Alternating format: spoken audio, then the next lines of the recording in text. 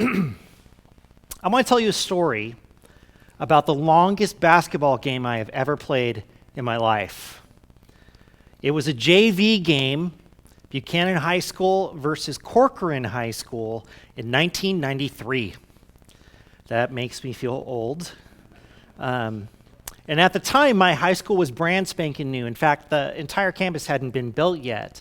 The district bought this entire really large city block, and they first built the elementary school, and then they built the junior high, and then they built the high school. And they pulled all the kids that would go to this school and basically started them at the elementary school as early as they could, and then those kids went over to the junior high. So my graduating class, the class of 95, had been the oldest class in their school for about 6 or 7 years. There was no one older than my class. So I joined that class when I transferred to that school my sophomore year of high school, and we were meeting on the junior high campus. And that year was important for Buchanan High School because it was also the year that we started playing varsity sports. As sophomores, we played varsity sports. Now, Clovis, Fresno is a pretty big athletic town, so we couldn't play the teams in the town because that would be awful. Let's just call it what it is. It wouldn't be any fun at all. So instead we traveled to places like Dinuba. My grandma used to live there in Dinuba, so we go to Dinuba and we would go to Corcoran and all these other little schools. Now, I love basketball. I've played pretty much all throughout my life, and when I got to this school, they basically had their varsity team already set. These kids have been playing together for years. So I was on the JV team, and it was full of players who were not quite good enough, I guess, at the time to make varsity, but they were still JV. So we traveled to Corcoran to play in their gym, and they had sophomores and juniors on their JV team. Their best sophomores and juniors on their JV team. And it's hard to look at my JV squad as anything but second or third string sophomores. That's what we were. We were not the best that our class had to offer. The best were going to get whooped by the varsity team later that day. We played hard every game, but we were often outsized and outmanned. And this game was such an occasion. It was the longest basketball game I have ever played in my life, not in terms of time, but in how long it took for our suffering to end. The final score of the game, though I cannot be sure about this because I've blocked some of this from my memory, was somewhere in the range of 68 to 12. 68 to 12. They beat us by 56 points. We scored 12 points over 40 minutes. That is 3 points a quarter, or a third of a point a minute, which is not much. You're not going to win very many games playing like that. I scored 2 of our 12 points, which meant absolutely nothing to anyone. And no matter what we did that day, it did not matter. We did not belong on the same floor as these guys. They knew it, and because they were getting to beat a bigger city school, they laid it on. They full court pressed the entire game. They scored as much and as often as they could. They didn't put in their bench players until closer at the end. They didn't want to beat us, you see. They wanted to embarrass us. And they did a pretty good job. And the worst part was, for me, we knew how bad we were that day. We saw how overmatched we were. And we tried really hard. We didn't give up, but no matter what the score, we had to keep playing. We did not have a choice. And the game is 40 minutes long. Or on that day, 400 minutes long. That's how long the game was. We couldn't quit. We could only pray that an earthquake would strike and end the game in a more dramatic fashion than this game was going. Now, in my young life, there was nothing worse than being embarrassed like that in a sport that I loved and played all the time. The helplessness I felt going up against a greater force was not something clearly that I have forgotten. Now, The story of Moses going to free the Hebrew people from Egypt tells of a back and forth struggle between two great but unequal powers. On one side, you have God. And what are God's credentials? Yeah, well, he's God. He's the creator of the universe. He spoke the world into existence. He created all life forms as we know it. He cared and provided for his people, and he had his heart on his people being set free. And in the other corner, you had Pharaoh, the representative of Egypt. And what were his credentials? Well, at the time, he represented the pinnacle of human power. He was a king and considered a god amongst men. How did he get there? Well, he was born. That's how he got there, and he was in line to get that throne. But I assure you, in spite of that, he was very impressive. And he had his heart set on maintaining his power and keeping his slave laborers laboring. That was his goal. Now, Moses made the demand that Pharaoh let the Hebrew people go, and Pharaoh responded with a resounding no. Who is this God, he says, that Pharaoh should listen to him? Who is this God who has not shown himself in the generations that God's people have been slaves? Now, in order to convince Pharaoh, God started small by turning Aaron's staff into a snake, but the sorcerers and the wise men of Pharaoh duplicated that act. So God then stepped things up by turning the Nile into blood. This had an immediate catastrophic effect on the life of Pharaoh's people. There was no water for them to drink. All of the fish died. The land stunk to high heaven. But because Pharaoh's wise men and sorcerers were able to duplicate in some way what had happened in the Nile in a small container of water, Pharaoh's heart grew hard and he would not relent. Now, here's what's difficult for us on the outside. We know that this is not a fair fight. We know that Pharaoh cannot stand against God. But does Pharaoh know that? And we look at things like the Nile being turned to blood and we say to ourselves, well, surely that's enough for Pharaoh. But it was not.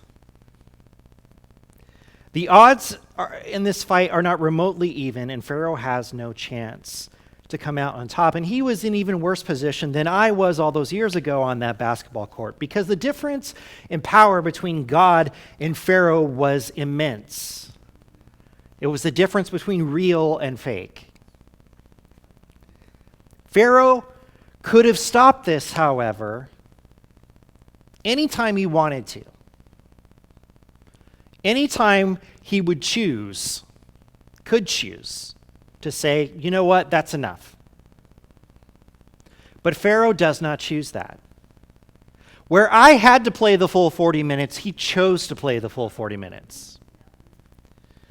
And he refused to see what was happening. He refused to acknowledge that he was a pretend God going up against the real God. So in response to this, God sent plagues on the land of Egypt. What is a plague? Well, let's run through the definition, shall we? It is a contagious bacterial disease characterized by fever and delirium, typically with the formation of buboes and sometimes infection of the lungs. We have never heard of anything like that. I don't think it'll ever happen. Any sort of plague with the infection of the lungs. Number 2, an unusually large number of insects or animals infesting a place and causing damage. Number 3, a thing causing trouble or irritation. So, it can be kind of any of those things according to Webster's, but the message here is that plagues may take many different forms, but every form is bad.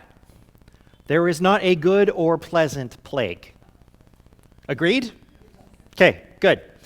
Now, the plagues then can represent a little bit of a problem for some who read through the Bible and through this account. they find the plagues problematic, especially the final one. And the problem, if God is loving, how could he do this to people? And if God is loving, how could he take the lives of innocent children in order to further his cause? Now, we're going to talk more about that in a couple of weeks. But we have to recognize that God treated the Egyptians with a sense of escalating ruthlessness that is sometimes a little bit hard to digest. He is not kind to Egypt. So why did God use the plagues then? This is always the question that comes up when we talk about God doing difficult things in the lives of anyone. What should he have done differently? What could he have done differently in order to attain his objective of having his people go free? Should God have appeared and given Pharaoh a big old hug and said, Pharaoh, I love you, but you need to change your mind right now? Would that have worked?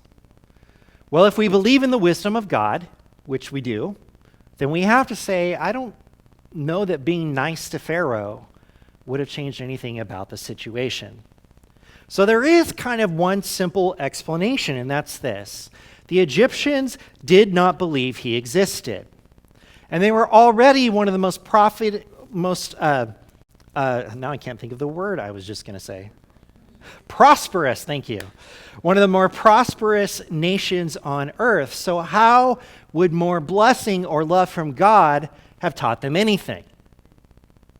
Could they have even heard with their mouths and arms so full of blessing? The Egyptians did not believe he existed.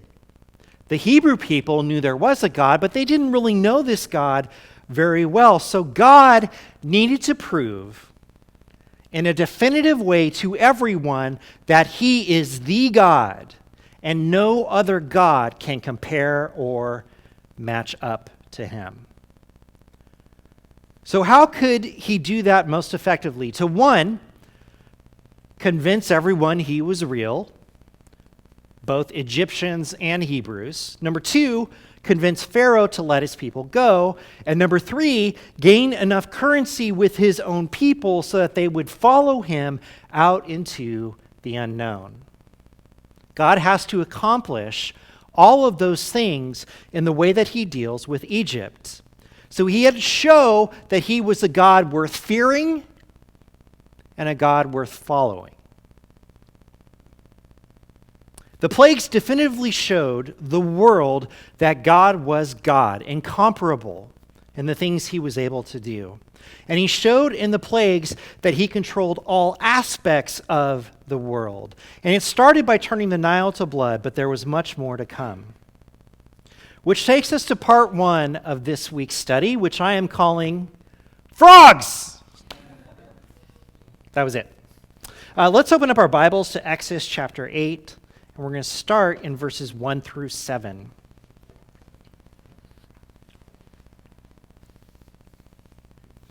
Then the Lord said to Moses, "Go to Pharaoh and say to him, 'This is what the Lord says. Let my people go so that they may worship me. If you refuse to let them go, I will send a plague of frogs on your whole country. The Nile will teem with frogs. They will come up into your palace, in your bedroom, and onto your bed, into the houses of your officials, and on your people, and into the ovens and kneading troughs. The frogs will come up on you and your people and all your officials." Then the Lord said to Moses, "Tell Aaron, stretch out your hand with your staff over the streams and canals and ponds, and make frogs come up on the land of Egypt." So Aaron stretched out his hand over the waters of Egypt, and the frogs came up and covered the land. But the magicians did the same things by their secret arts. They also made frogs come up on the land of Egypt. Okay, interesting choice for a plague. Frog seems a little bit strange. So we have to ask ourselves again, what is the objective of this plague? It's that Everyone would know he was God. Pharaoh would let his people go. The Hebrew people would decide it is right to follow him. So he sent a plague of frogs. What does a plague of frogs do? It's annoying. A little more than that. It's like, hey, would you get the flour? Open the flour container. Frogs. You know, hey, get the bread out of that drawer. Get the bread. Frogs. Frogs are everywhere. They are in your bed, in your ovens, in the places you prepare food. I like this one statement which kind of gets skipped over. They are simply on you. Frogs are just on you. And the rich and poor alike will experience this. No one will be spared from the rise of the frogs. So, why the frogs? Does it prove that God has power? Yes, absolutely. Does it physically hurt the people of Egypt? No. Psychologically, yes. Physically, no. This is something they can live with. So one thing I want us to note is that in the plague of the Nile, which did make life more difficult, the Nile to blood, and the plague of the frogs, that God is not hurting anyone. You with me? He's not hurting anyone. He is making life miserable. But we have to take a moment to appreciate the funniest part of this story. What's funny about a plague of frogs? A plague of frogs? Man, I don't know what's up with me today. A plague of frogs, it's this. Aaron went out and he, did his staff thing and all the frogs came up out of the land. And what did Pharaoh do? Well, he's done what he's done before. He calls his magicians, I need to slow down. He calls his magicians, his sorcerers, the wise people of the land, and he says, can you duplicate this? And they say yes. And so they duplicate God filling the land with frogs, which means what? There are twice as many frogs. Now, the Pharaoh has taken his people of power and has made the situation twice as bad. How can having frogs everywhere be twice as bad? I mean, are we talking like frog stacks now? Like what? How is this going? It's a little bit hard for us to understand. Which leads us to part 2, where Pharaoh seems to have a moment of clarity, and he decides, maybe I'm in over my head. From verses 8 through 11, Pharaoh summoned Moses and Aaron and said, pray to the Lord to take the frogs away from me and my people, and I will let your people go to offer sacrifices for the Lord. What? Where's this guy been? Now remember, when Moses and Aaron first went to Pharaoh, they asked that all the people could go out into the wilderness and worship their gods. So Pharaoh has remembered this. He says, look, I'll give you what you want. Just stop with the frogs. Can we just stop with the frogs? Moses said to Pharaoh, I leave to you the honor of setting the time for me to pray for you and your officials and your people that you and your house may be rid of the frogs, except for those that remain in the Nile. Tomorrow, Pharaoh said. That's an odd choice, isn't it? Why go through another day of frogs when he could have just said, well, I mean, you're here. How about now? Why doesn't he do that? He gets to pick the time. And by conceding that Moses could do this right now, he is giving up control of the situation to whom? But instead, he sets an appointment. Moses, you come tomorrow. I'll just finish lunch. And, we'll sit, we'll talk, we'll figure this out. Moses replied, it will be as you say, so that you may know there is no one like the Lord our God. The frogs will leave you and your houses, your officials and your people. They will remain only in the Nile. So we recognize something else that Pharaoh had to have seen. His magicians can duplicate frogs coming up out of the land, but what can they not do? Get rid of the frogs. He probably asked them to do so, right? These are his magicians and sorcerers, but they couldn't do that, and that was a significant issue. So significant that in that moment, that had to have gotten under Pharaoh's skin in ways we may never understand, he summoned Moses and Aaron and asked them to make it stop. If they make it stop, they can go out and worship God. And Moses did Pharaoh this, well, when do you want this to happen? It's going to happen tomorrow. Was Pharaoh seeing the light in this entire encounter? Well, it kind of seems, at least on the surface, that he is, that he's recognizing on some level he has to deal with this God. Just ignoring this or trying to copy him is not going to go away. So he wasn't seeing the light, but we are definitely given an important clue that in this moment, Pharaoh recognizes there are things God can do that he and his sorcerers cannot do. And again, we are struck by the fact that this God on earth in Pharaoh could do nothing to stop the frogs. Remember what he's done so far. When a plague comes up, what does he do? He calls other people to come in and fix it. What does he do about any of it? Nothing, other than decide to keep going with his whole charade. So when his magicians failed, he's left with no other choice. He had to ask God to stop it, which leads us to part 3 of this story, which I'm calling, You're Not the Boss of Me. From verses 12 through 15. After Moses and Aaron left Pharaoh, Moses cried out to the Lord about the frogs he had brought on Pharaoh. And the Lord did what Moses asked. The frogs died in the houses, in the courtyards, and in the fields. They were piled into heaps, and the land reeked of them. But when Pharaoh saw that there was relief, he hardened his heart and would not listen to Moses and Aaron, just as the Lord had said. Okay, some interesting things to note here in this passage. Number 1, the passage says that God stopped the frogs for what reason? Because Moses asked him to. That's interesting. It's almost like God said, well, if you think this is what we should do, then let's do it. The partnership between God and Moses is flowing pretty well at this point in time. Number 2, what happened when God took the frogs away? They died.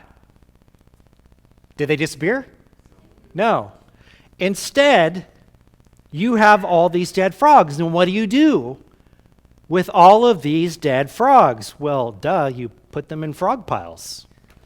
I mean, come on, like that's just what you do. So they put them in these frog piles, I imagine, and then they're standing there looking at the frog pile. It's a big pile of frogs. Yeah, there's another one this size, 1 block over. Yeah. These frogs kind of smell. Yeah, they do. And that just got worse and worse and worse until Egypt smells like dead frogs. I don't know if there's a concentrate to duplicate that smell or something, but I don't want to experience it either way. Why did God work it out this way? Why did God choose this and leave the dead frogs and do all of these things? Well, who was it that resisted God's request? It was Pharaoh. And there is a price to pay for resisting God in the way that Pharaoh is resisting God. There's a price to pay for going head to head with the creator of the universe. And God was not simply going to make it all go away. Instead, he left it as a reminder. Remember when all these things were in your house, in your bed, on you? You remember that?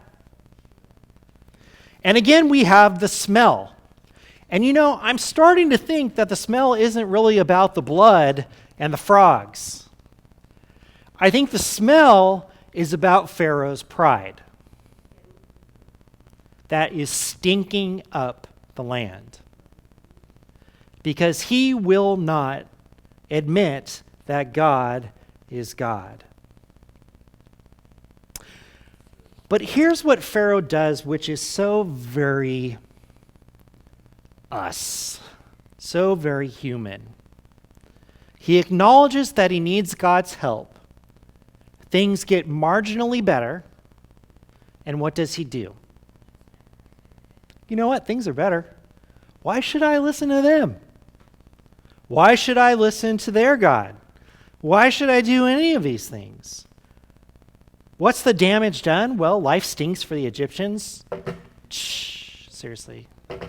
It stinks. Life stinks. Okay.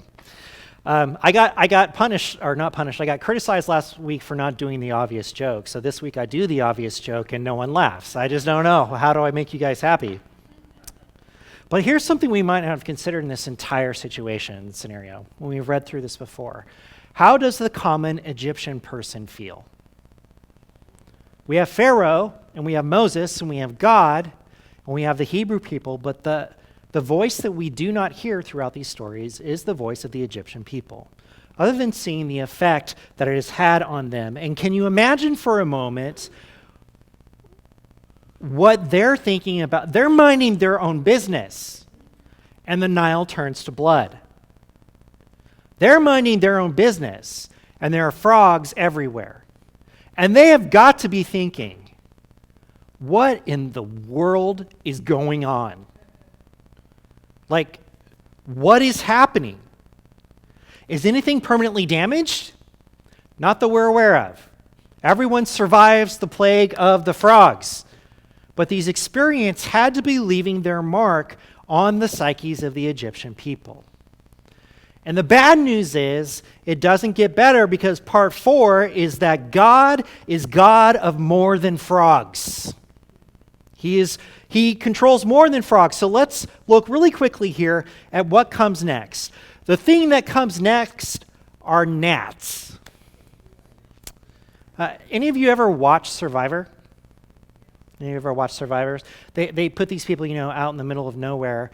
And in one of the storylines throughout every single Survivor series is the no-see-ums, the gnats. These tiny bugs that they cannot see. And by week 2, everyone has bites all over their entire body. It's gross. It's really, really gross. So God sends a plague of gnats from verses 16 through 18 of chapter 8. Then the Lord said to Moses, "Tell Aaron, stretch out your staff and strike the dust of the ground, and throughout the land of Egypt the dust will become gnats." They did this, and when Aaron stretched out his hand with the staff and struck the dust of the ground, gnats came on people and animals. All the dust throughout the land of Egypt became gnats. But when the magicians tried to produce gnats by their secret arts, they could not. Pharaoh needs to stop trying to get his magicians to do more. Why he doesn't ask them to take it away, I don't know. Are gnats worse than frogs? I would argue yes. For one main reason, the gnats came from where? The dust of the ground. Egypt is in a desert. Is there much dust on the ground? I would imagine there is. Is there dust in the air? Yes. Every time someone takes a step, there is dust everywhere. And all of that became gnats. Yikes. That is a terrible thing. They were like the dust of the ground. And when I think of dust, I also think of breathing in dust. I know, it's terrible. It's terrible. But here is something more important to note that is different from this plague than the ones we've seen before. What does God not do before this plague? There is no warning. He doesn't tell him. He doesn't ask about it. He just sends the gnats on Egypt. And this time, the magicians could do what? Nada. They couldn't duplicate it. They couldn't make it go away. And within this passage, we don't see it here. The magicians say to Pharaoh, this seems like it might be the finger of God. Do you think that there might be something more powerful than you that's at play in this whole scenario? The next one is also not so nice. By the way, we have no indication that the plagues have stopped with the exception of the frogs that died. So for all we know, the gnats are still there when the next plague happens, verses 20 through 24. Then the Lord said to Moses, "Get up early in the morning and confront Pharaoh as he goes to the river and say to him, 'This is what the Lord says, let my people go so that they may worship me. If you do not let my people go, I will send swarms of flies on you and your officials, on your people and into your houses. The houses of the Egyptians will be full of flies. Even the ground will be covered with them. But on that day, I will deal differently with the land of Goshen where my people live. No swarms of flies will be there, so that you will know that I, the Lord, am in this land. I will make a distinction between my people and your people. This sign will occur tomorrow." And the Lord did this. Dense swarms of flies poured into Pharaoh's palace and into the houses of his officials throughout Egypt. The land was, you see it? Ruined. The land was ruined by flies. Okay. Are the flies life-threatening? No, they're not. But where are they? Everywhere. And there are still likely gnats as well. I'm having a hard time what it must have been like to try to walk down the street with this kind of phenomenon happening. They're everywhere. They're swarming everywhere, and the ultimate effect is that the land is ruined. Now, this is significant, that God has caused damage to the land of Egypt in this way. Up till now, everything has been an annoyance or has been awful, but no one's gotten hurt. So Pharaoh, Moses goes to Pharaoh, demands. Pharaoh doesn't listen. It's flies. And this time, the flies damage the very land of Egypt. Except for in Goshen, where the Hebrew people live. Their land is fine. So understand what this means. Not only are they not dealing with flies and gnats and all that other stuff, which good for them. We don't want them to have to deal with that too. But they can continue to grow things, produce things, feed their families, work like they normally would in their yards and their property in their home. They didn't have property, but you know what I mean, around their places. Where the Egyptians were struggling just to take the next step in their home. Some entrepreneurial street vendor could have started selling fly shoes, specially made to deal with flies on the ground. But this is it. Life was very unpleasant in Egypt. But God had drawn a definitive line in the sand. All of this trouble is for who? The Egyptians, until they acknowledge he is God and they listen to him.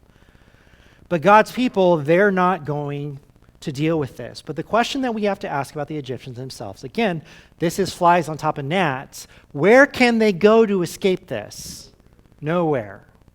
Because are they going to go to Goshen, to the land of the slaves? No. That would be humiliating, to have to go to the land of their slaves to escape these things. So God drew this line in the sand.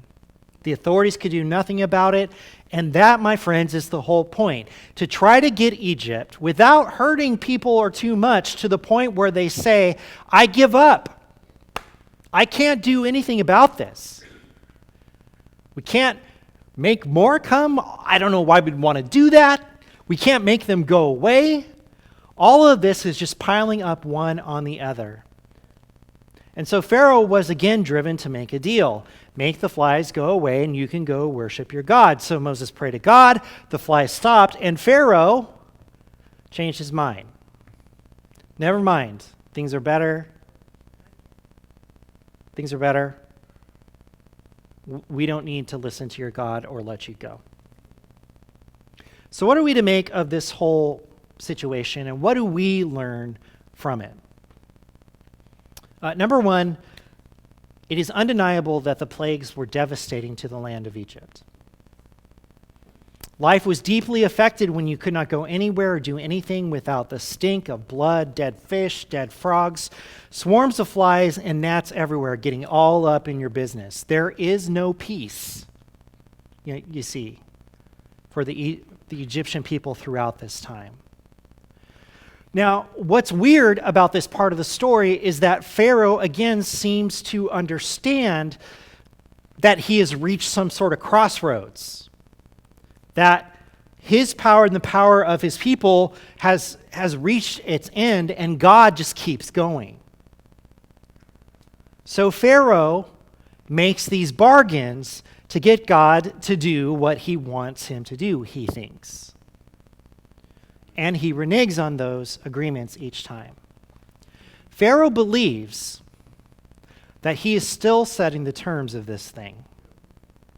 He believes that he is manipulating the God of the Hebrews to do what he wants, which is one of the craziest ideas this guy could have, because you are literally asking the guy who brought plagues of flies and frogs on you to stop sending frogs and flies and gnats, and when he stops it, you're like, ooh, I got you. It makes no sense, does it? It makes no sense. Every time things got a little bit better, he forgot about how miserable the previous hour was. He just forgot. And his hard heart propelled him to hold on to the power that he had. Even the suffering of his people did not dent his resolve. He was not going to let go. Which again takes us to the most puzzling element of all of this. It's not about how God does mean things to the Egyptians. It's about how one man refuses to bend. That's what this story is about. Was Pharaoh given opportunity to acknowledge God? Over and over and over and over again. Does he truly do it? No. I mean, even when he concedes, he's just looking what he can get from the last. And don't you know that he probably went to the people and said, I made this happen that the frogs stopped. I made this happen that the flies died. I am in control of this situation. What is Pharaoh afraid of? Have you ever thought about that? What is it? It's so easy to color him as someone who is just kind of so egotistical he doesn't see logic. But I think it's deeper than that, because you see, out of all the people in Egypt, if the Hebrew people were to be let go, Pharaoh is the one person who would affect the most. Why? Well, because he's in charge. And if he gives in to this other god, who does he become? Much less than what they believed he was. And was Pharaoh willing to do that? No, I mean, certainly not without kicking and screaming. And the true thing here is that while life would have changed for the Egyptian people with the slaves gone, they would have slowed down all their building projects. They would have had to find different ways to do things. They would have had to work for themselves. Pharaoh is the one who has to sacrifice.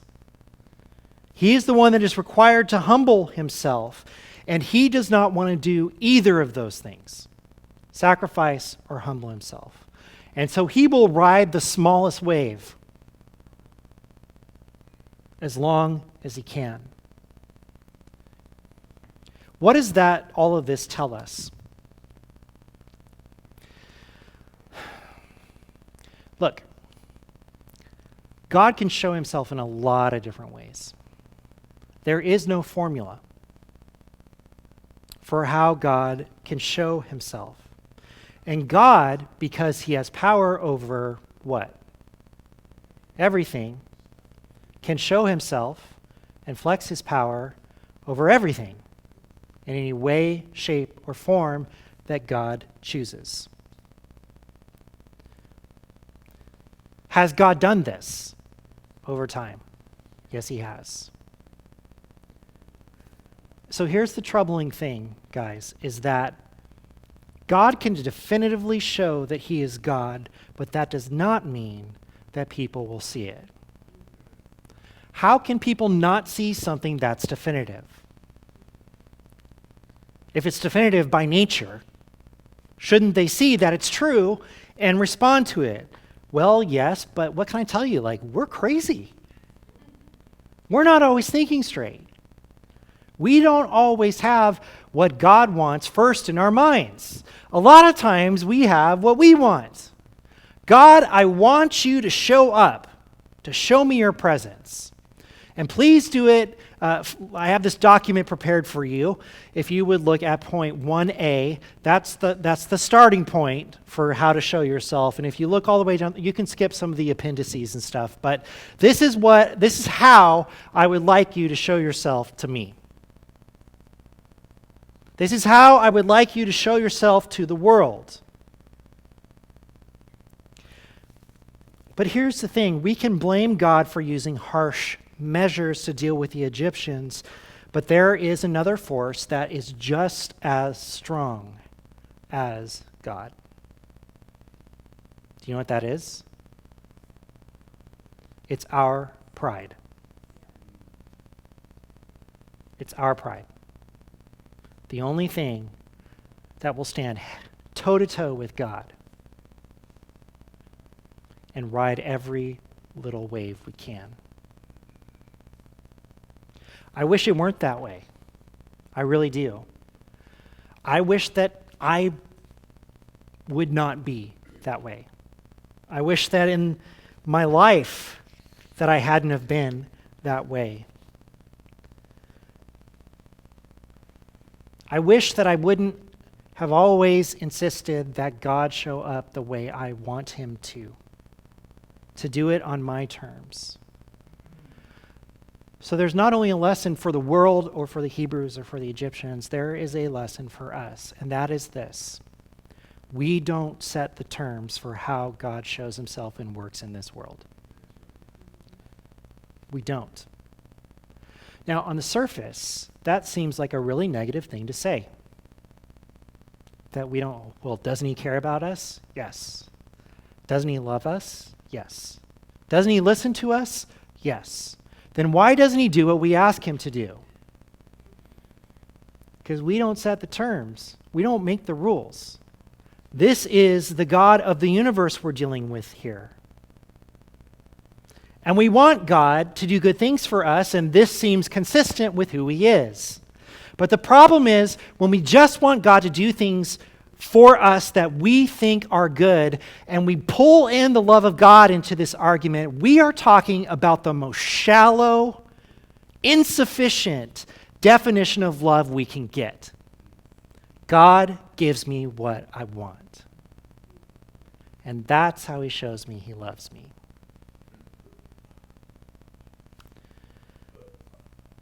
The thing is that most of us have been in relationships with friends, family, kids, where we have had to come to understand a different definition of what love is. We understand that sometimes when you love someone so much, you have to let them fail. We understand that sometimes you love someone so much that you have to let them go their own way. We understand that God can show himself in a lot of different ways. We understand that our love is more than just giving someone what they want, no matter who it is. That love sometimes is hard and fierce and difficult. It is not all rainbows and candy canes. Love is a fight. Love is a fight. And the thing that sinks into me is that if we are like Pharaoh, if we are like this, then, the truth is it takes more than blessing for us to understand who God is. It does. Pharaoh has had everything handed to him in his life. He has received blessing upon blessing upon blessing. So much so that when things get hard, he doesn't even know what to do. How does he handle adversity? And something that we are going to see about him is that by the time these plagues are over, by the time the Red Sea has been crossed, he has become a petulant child who cannot stand the fact that he doesn't get his way.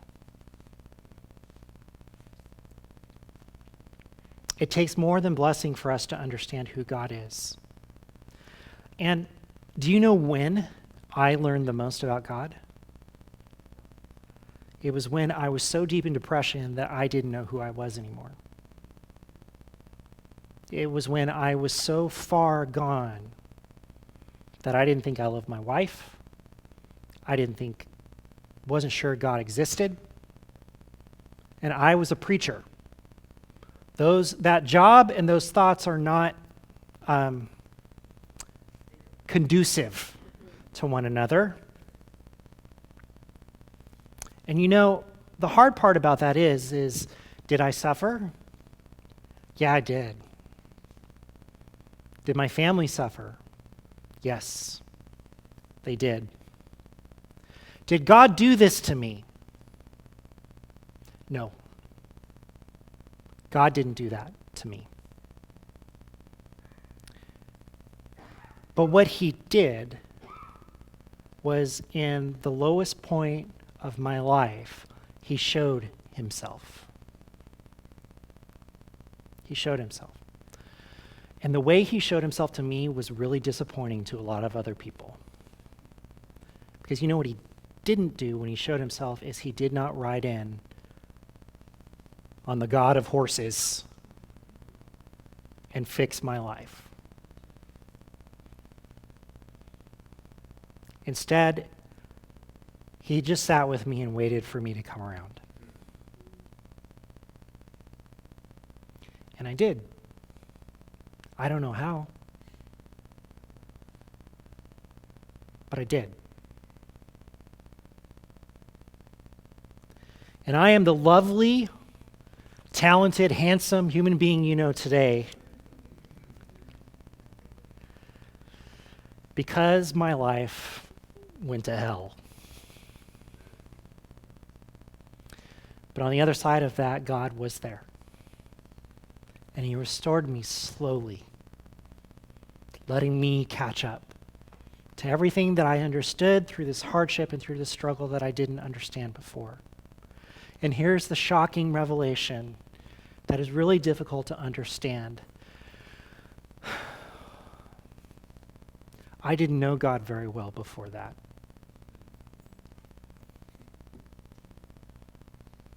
But I know him now. And I sure wish I didn't have to suffer to learn that lesson. But I can tell you with absolute confidence, I would have never learned it if he would have just blessed me through.